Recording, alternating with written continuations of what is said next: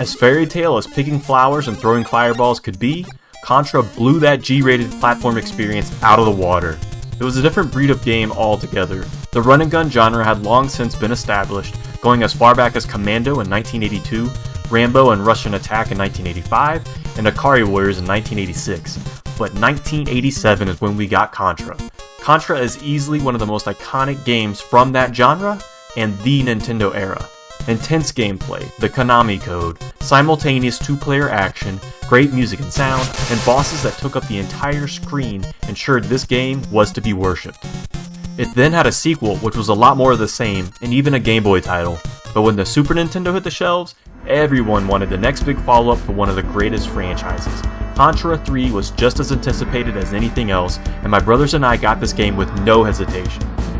The Contra series has been pretty much the same old thing over and over again. You and your sometimes shirtless companion must defeat the alien invasion. In the original, this alien threat was known as Red Falcon. For Contra 3, I couldn't tell you what the main alien threat is called. Oh, it is Red Falcon. Says it right here. That's a nice looking manual. How much did that cost? Hey. Futuristic Earth is under attack by a Ghostbusters-like cloud formation in the sky. The game's heroes are basically clones of Schwarzenegger from the movie Commando, or they're Stallone from Rambo. You are the one-man army who can take on everything and save the world. Every young male would want to play this game. By the time Contra 3 came out, you had a number of great sci-fi movies making the rounds and becoming the favorite of dads and sons everywhere. If you take all these great ideas and just throw them into a video game, you'd end up with Contra 3. You got metal-framed human cyborgs, tanks, guns, bombs, facehugger aliens, transformers, giant insects, flamethrowers, hover bikes, hero posing, man-faced mutts, helicopters, and a cyborg ninja. This game makes Mario World look like a cucumber sandwich. You advance through 6 stages, which begins in the streets ravaged by the alien invasion, progressing to an industrial cityscape where robots have taken hold. You then careen along a highway on speeder bikes to end up at an alien-infested nest out in the desert. The last stage is the heart of the alien nest, which is consistent throughout the franchise, and you'll notice some familiar bosses through this final gauntlet of monsters. There's 3 different difficulty settings, and playing on easy or normal will not give you the best ending. Playing on hard will offer the most challenging experience, along with the most conclusive ending, with credits scrolling and somehow you took some Polaroids along the way? The final shot is everyone celebrating in the streets with a promising message that a peaceful time will come. That's extremely optimistic for a video game franchise already in its 4th offering. A fun story from my childhood is when my oldest brother encountered the final boss on hard difficulty. We were used to the normal setting where the game concludes after you defeat the alien brain. It feels legitimate as the game takes control of your character, you hop on the missile hanging from the chopper, and you escape the alien's lair. When this happened on hard difficulty, we were so excited that he defeated the boss that we were going crazy celebrating, hands in the air. My brother had tossed a controller on the floor, not knowing what final evil awaits.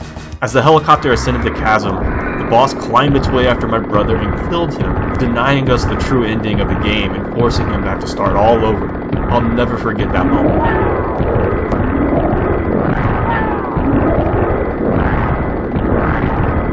The Contra team took out all the stops for this one.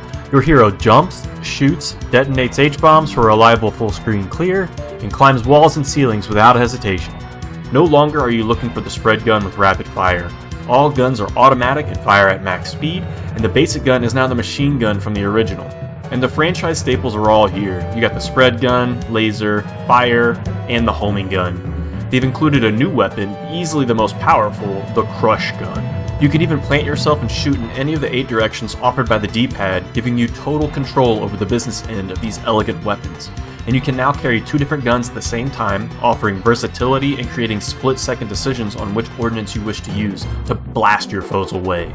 And for the exhibitionist, you can shoot both weapons at the same time, but this move comes with more risk than reward. Should you die while doing it, you'll lose both your arms. The run and gun formula is here in full force. Enemies reliably come hurtling your way, weapon wings are the same across all difficulties, and the 1-up intervals are fixed, which helps because dying is practically inevitable. Much like the previous installments, getting the best guns and keeping them by avoiding death is a sure path to victory. Contra 3 is one of the few games with simultaneous 2-player co-op, especially one of such high quality. The two-player game is extremely fun, but suffers from the same difficulties as its predecessors, such as how to place two people on the screen while still maintaining momentum. It's a solid teamwork operation, calling for coordination during most of the playthrough. Dodging bullets by yourself is easy, but dodging bullets together, covering each other's sixes, deciding who gets which guns, and moving synchronously on bosses is grueling. This action-packed mega franchise offering may be more challenging in two-player mode, but it can be one of the most rewarding simultaneous two-player experiences on the SNES. Finally, a noticeable shift in Contra 3's gameplay is the extensive use of scenery change along with multiple bosses and events. The game developers wanted to change the gameplay pattern so that players didn't feel like they were slogging it out by killing the same mundane enemies over and over. There's a lot of creativity at work here.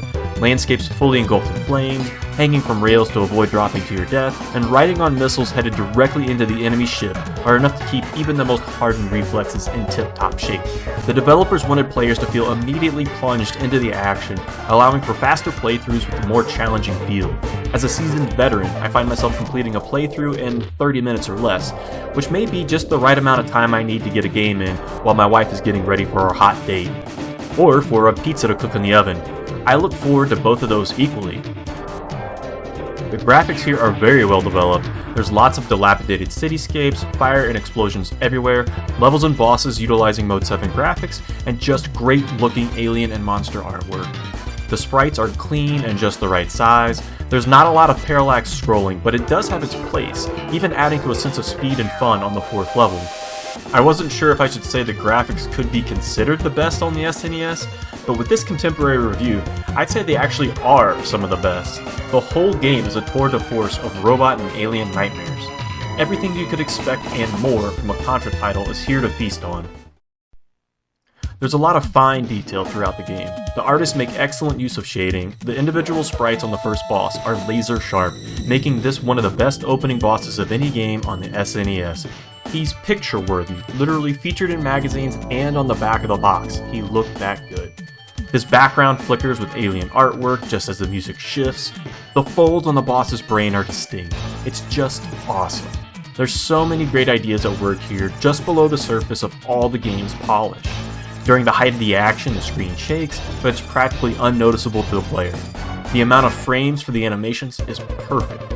Behold this entire sequence of the beating heart, the player shaking as the gun recoils, and the ground literally crawling with alien life. Everything is silky smooth. This game is head and shoulders above most of the SNES library, and overall it adds to an unforgettable Contra experience that some say is the best ever. This game has so much wall-to-wall action that it's hard to even dwell on the music. The franchise delivers with its intense, upbeat tempos, apocalyptic tone, and the horn and string synths which drive the action-packed gameplay.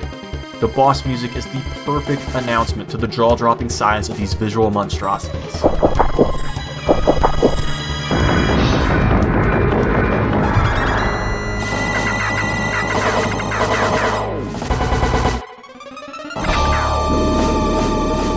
But it wasn't even until I examined the music for this review that I realized what the composer was really aiming for.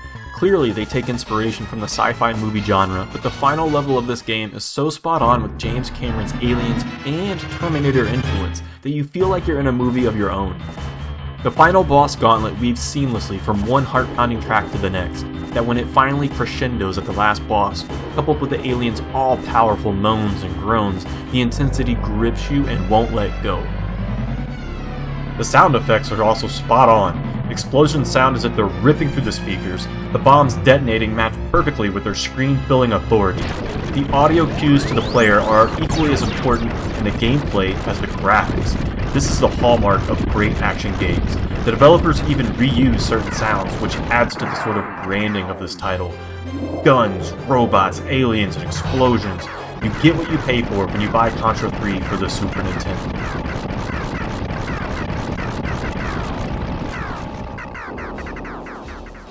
Contra 3 was critically acclaimed upon release. It received some of the highest praises, from being synonymous with SNES ownership to best in the Contra franchise.